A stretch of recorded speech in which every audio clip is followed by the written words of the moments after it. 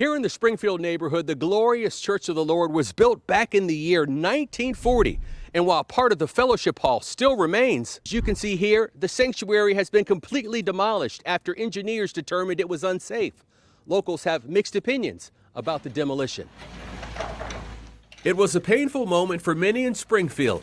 The sanctuary of the glorious Church of the Lord Jesus Christ torn down in an emergency demolition after being declared a public safety hazard. The pastor of the church, Michael Garrard, says it wasn't only a sanctuary, but also a low-cost summer camp location, a polling place, and a place where lives were changed. Engineers, however, reported extensive termite damage to the sanctuary's wooden inner structure and the roof. One engineer fell through the floor while assessing damage, according to neighbors. Absolutely. I believe the church needed to come down. It was sad, of course. We don't want to see something come down, but there was no way to save it. It was brick veneer covering wood. The structural engineers who worked on the project almost fell through the floor. Michelle Gilliam, who lives right across the street from the church, says it would have cost millions of dollars to repair the sanctuary. She says church leadership did all they could, applying for local, state, and federal aid, holding fundraisers, and keeping the congregation informed every step of the way. But not everyone agrees that enough was done. A member of the Historic Preservation Commission says the building's decline could have been avoided with better upkeep and earlier intervention. Demolition by neglect is not something that happens rapidly.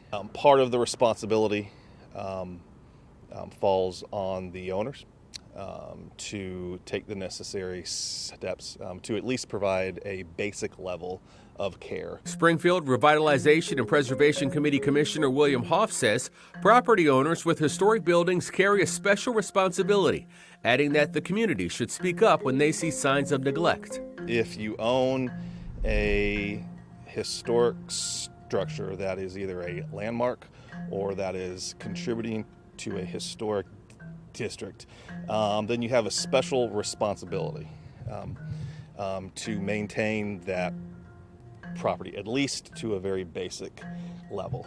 When people see something obviously wrong that puts a property at risk, that they speak up. Neighbors are reflecting on the loss. Residents like Jessica Bone say the demolition of the sanctuary is part of a troubling trend, saying it's the slow erosion of Jacksonville's historic identity.